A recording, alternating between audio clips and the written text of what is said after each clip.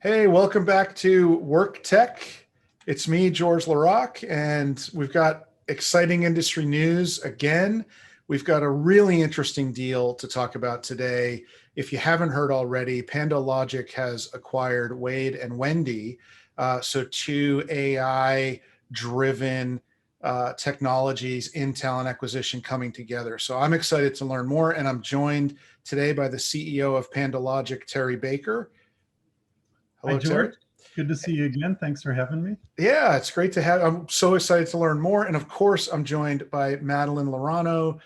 We do this a lot together. Thanks for being here, Madeline. Thanks, George. Hi, Terry. I'm just so excited because I have so many questions, and I think I talk mostly about programmatic and conversational AI, but very separately. So to be able to talk about them together is exciting. But I have tons of questions, so I'm excited to be here. Well, that's the theme of the announcement, bringing those two things together, right? Yeah, and so let's get right into it. I mean, I know anyone watching this has a lot. I'm sure has a lot of questions. And Madeline, I'll let you keep the conversation going and kick us off.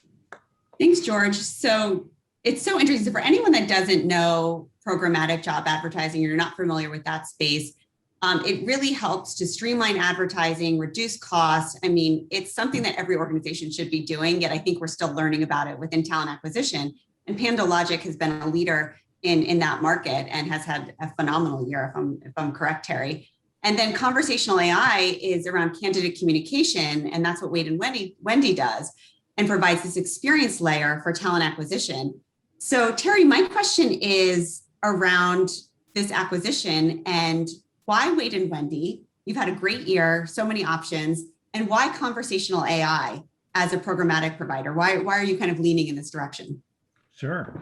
Well, if you followed the AI conversational bot marketplace, there's been a lot of transactions of late. Lots of companies from, originally Karen years ago to Alio and others. And we've looked and have participated over time in looking at all of these different vendors. And Wade and Wendy stood out for a key reason. One is, conversational bots can be applied to almost any step of the recruiter workflow, right? From sourcing to interview management, to calendaring, to talent management, assessment, all kinds of different ways. And it's really hard to do all of those well. And so certain conversational bot companies focused on one aspect of the workflow versus the other, but all of them said, hey, we can do A to Z. And then we, of course, being focused on sourcing, we're more interested in looking at how this plays specifically with programmatic. And we found that Wade and Wendy, in fact, had been integrated and had focused their contextualization and their application of AI really in the sourcing side of the equation. And yeah, they talked about being able to do things on interview management and helping recruiters do organization and whatnot, but their focus really was sourcing. So that's why we thought it was such a great fit with them. And why now, and why conversational AI bots and programmatic? Programmatic is really good at driving candidate traffic and the attraction part of the equation.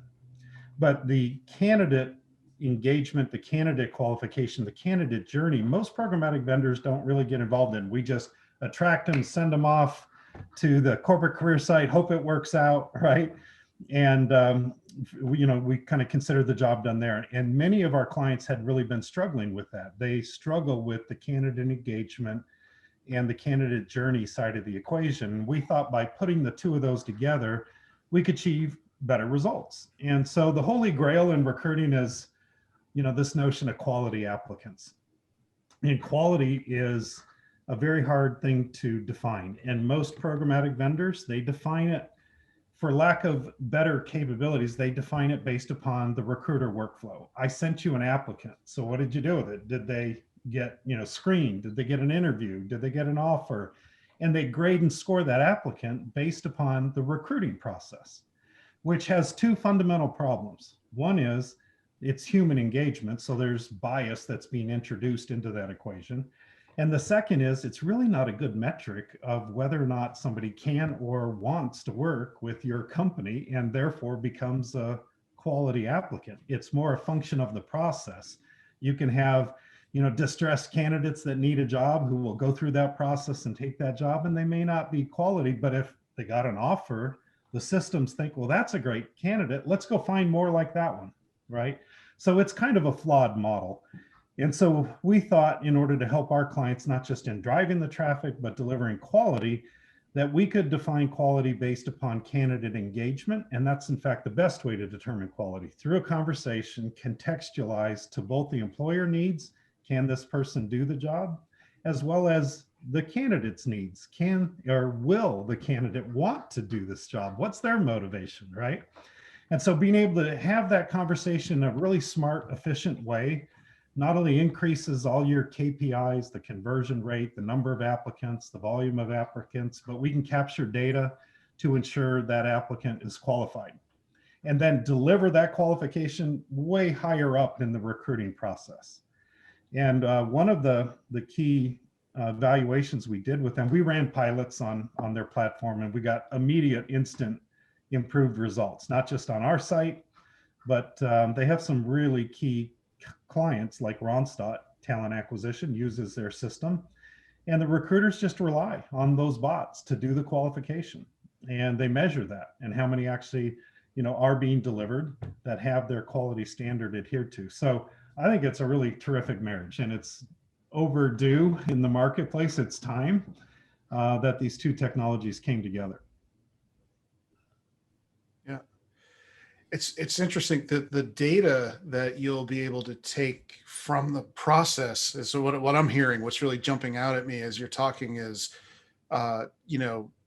data coming back into feed the programmatic intelligence. Looking for those candidates. It's not stopping at the handoff into the process. That's really powerful. I mean, I would imagine that's all future type stuff. The deal just happened, or were you able to glean insights already or see those opportunities? Yeah, no, I'm glad you mentioned the data angle to it, because as you begin to collect data from the candidate journey, we don't have to wait for that candidate to go downstream in the process in order to begin to optimize the AI, the machine learning, the algorithms to go find more candidates like this one, right? And so once you have that data and you have it higher in the funnel, you have it quicker, you can utilize it to optimize more. And so we ran 2 pilots as part of kind of our due diligence and valuation of Wade and Wendy. We did this with other vendors as well. And they just produced the best quality data, the highest conversion rate, and the most data garnered from conversations that was actually actionable data to use, both on the recruiter side as well as the programmatic side for optimizing campaigns. So what is it, Terry, it's so interesting. I mean, you're focused on the sourcing piece, you're focused on attraction, you're now offering solutions for employers, but with a huge benefit to candidates too, which is a big change. What does this mean for your customers? With any acquisition, there's usually a period of time where there's a learning curve and everyone's trying to figure it out. What can your customers expect, and what can Wade and Wendy's customers expect as you kind of think about bringing these 2 companies together? Yeah, the tangible benefits for them, I mean, we talk about AI and contextualized conversations. At the end of the day, our clients, they just want their KPIs improved, right? Lower cost to fill, quicker time to fill, and better quality applicants. So we think it turns the needle on those key KPIs. So if we can improve just conversion rate on applications to hires, that's a huge metric that has a profound impact on cost, deliverability, ability to meet workforce planning requirements. All those kinds of things have an impact. Yep. What about your employees on both sides? How do you? I know you're both in New York, right? Or headquartered in New York. That's a good thing. How do you see the companies coming together? The synergies there. Yeah, that's a great question. The part of the evaluation of Wade and Wendy wasn't just technology. I mean, when you acquire companies, you're buying some assets in the form of technology, but what makes it work is the people, right? And so the culture fit was a huge criteria for us. And if you've met any of the folks at Wade and Wendy, from Drew, their CEO, to throughout their organization, it's a small team, but it's a highly productive team, a team that is extremely smart, and culturally there was a great dynamic and fit within our organization. So the fact they were in New York helps a little bit, but we're all remote. So it was less about location and more about, how did they view the world of recruiting? How did they view their fit within the PandoLogic vision? And it was just a good cultural fit. And to a person, from top to bottom of the organization, we brought over the whole team. So I think that says something too. We didn't, lose anybody in the process. They've all come on board. That's great. It's interesting because we talked earlier when we started this about all the acquisitions, right, in the market. And George and I talk about this all the time, but there have been so many acquisitions in conversational AI, starting back with Karen and AMS, but even more recently, we saw Stepstone acquire Maya, and there seems to be fewer and fewer of these kind of standalone conversational AI providers. I guess this is a question for both of you, and a conversation for all of us is, what does this mean for the market as something that's so important to organizations? I mean, conversational AI, it's immediate benefits on day one. It changes the whole game of talent acquisition. What does this mean for the market as these providers are getting acquired in very different directions by very different providers? Yeah, that's a good point. And I do think it goes back to, where did these companies build their tech out to really meet the demand, And so when HireVue looked at Alio, they thought this is ideal for the interview process, right? When we looked at it, we thought this is ideal for sourcing. And so every one of these conversational AI companies has different unique competencies. And as I mentioned, it's hard to do it all. But there were two that were announced just within this week. So maybe I'll speak to the Stepstone one, because it kind of came down just as we were closing as well. And I think it does create a distinction amongst programmatic vendors, because Stepstone, at the end of the day, they're a job board company. And when you look at their announcement, they saw conversational AI as matching tool for job seekers on a job board, which is a great justification, but it's a job board play, right? And I think the way the world is moving is to not individual job board engagement, but rather consolidated. I need programmatic to figure that out for me, right? If I have a conversational bot on total jobs, that's really good, and it gives me a higher conversion rate, but it maybe doesn't work so well on another site. Programmatic's going to figure that out and drive the traffic to where it needs to be. And ultimately, I think you'll benefit more by having integration at the programmatic level than you will at the job board level, right?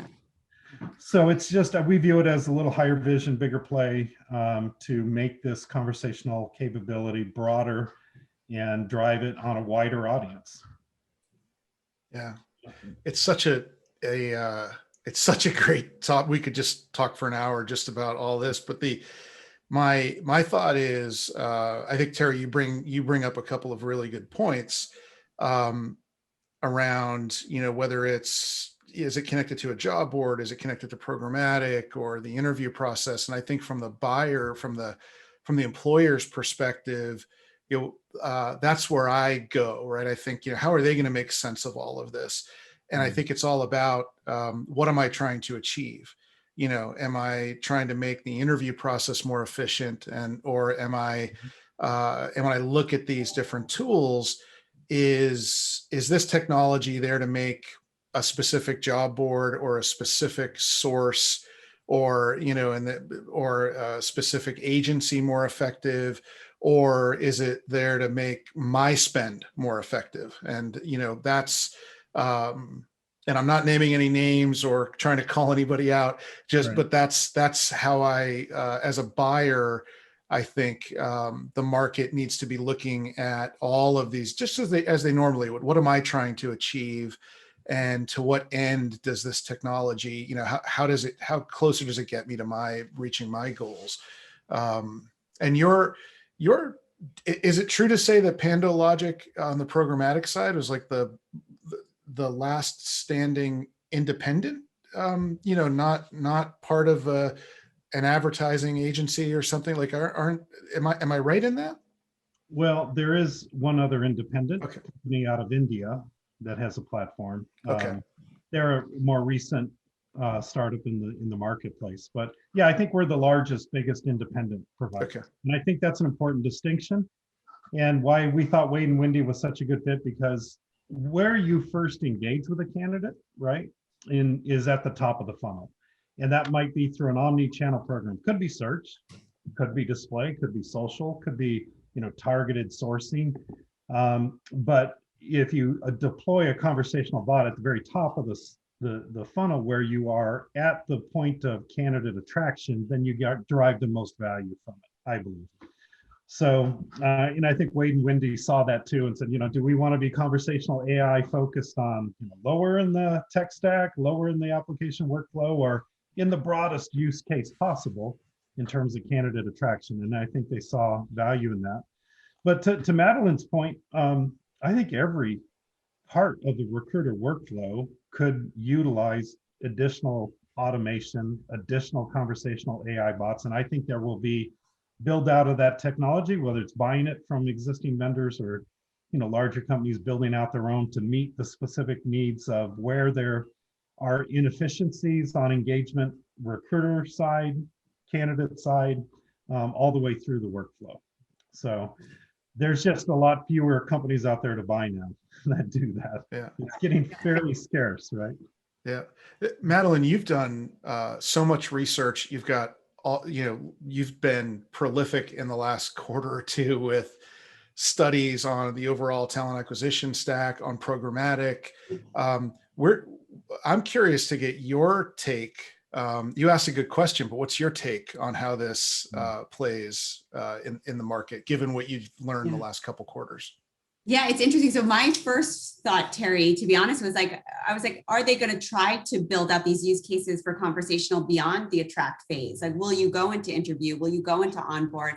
But I think staying in your lane and your focus area is a really smart one. And I think there's obviously huge value there. I think they're very interesting parallel markets that to bring them together makes a lot of sense, because they're markets where I think companies are interested in them once they learn about them. There are markets where you see tremendous value in a very short period of time. That's unlike most areas of TA tech, both with programmatic and conversational. It's huge ROI in a very short period of time. And I think there's just companies don't necessarily know all of their options there. They're still learning about these two areas. So I think it's going to be very interesting as you bring this together. You're almost creating a new, I don't want to say a new category, but you're creating a new area to bring awareness to companies. And that's exciting. I think that can be very exciting. And again, we geeks, nerds, AI people, we love to talk about, the contextualization and how it works. But from an employer recruiter standpoint, let me give you one kind of tangible example. Today, it's very difficult to build a slate on diversity, equity, and inclusion, right, to hand to a hiring manager. Because if you're just advertising to diversity sites, you're checking the compliance box and you're hoping you're getting candidates there, but we know that the diversity specific sites don't get the same traffic as some of the bigger sites. So how do you use both? And I think a conversational bot gives you the ability to advertise on a site like ZipRecruiter and Indeed and LinkedIn, where diversity is not a known entity, but there are diverse candidates there.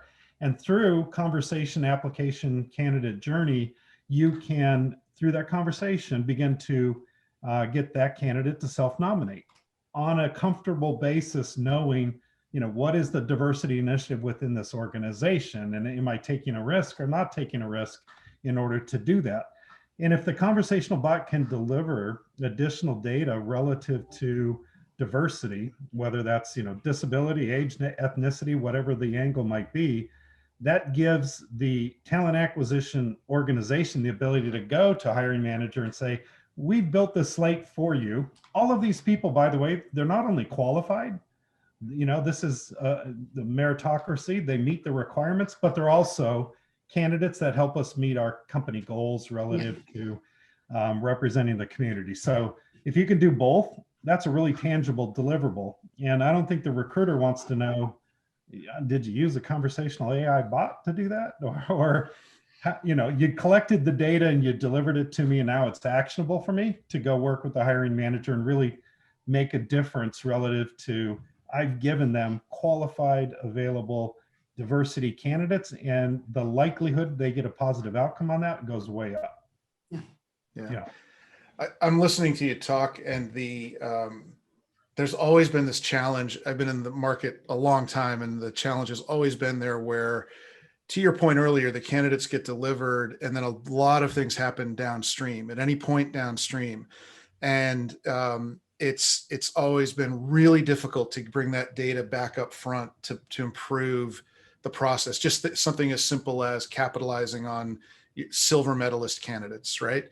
Right. I'm just thinking, well, I'm just bouncing with ideas about what you could do with that data that you get from those bots for your customers. Thinking about efficiency of spend, because the employers they tend not to do a great job capitalizing on the candidates that don't get hired, even though they're great candidates. Right. Yeah, there is a talent community, talent development angle to the bots, particularly once you had that conversation and you've got all that data, it's very easy to re-engage. Yeah. Right. For additional opportunities. Well, we could keep going on and on. I think we've covered a lot of ground. Madeline, do you want to tell everyone where they can get a hold of all that great research? Because I think there's never been a better time for your research than right now. Thanks, George. Yeah, anyone can go to aptituderesearch.com, go to the research tab. There's lots of new reports there. There's one on programmatic, one on conversational AI publishing, actually in about 3 weeks. So lots to come there. So. Yeah, and Terry, you want to share where everybody can learn more about PandoLogic and this deal? Sure, PandoLogic.com, and we've got Madeline's report, I think, on our site as well. It's a great report, and I'm glad to hear you coming out with an updated one on conversational bots, because your report, almost a year and a half ago, almost 2 years ago, was the first one I read on this topic and started to get smart. So thanks for the work you're doing, Madeline. If you go to PandoLogic.com, you'll be able to request a demo, download research, and you can certainly read the press release on this deal. Cool. Great. Well, this was a pleasure. Thank you both. And thanks everybody for watching. And we'll be back, I'm sure, with so much going on in the market. We'll be back soon, I'm sure. Maybe Monday. Congratulations, Terry. Thank you all. Take care. Bye-bye. Thanks.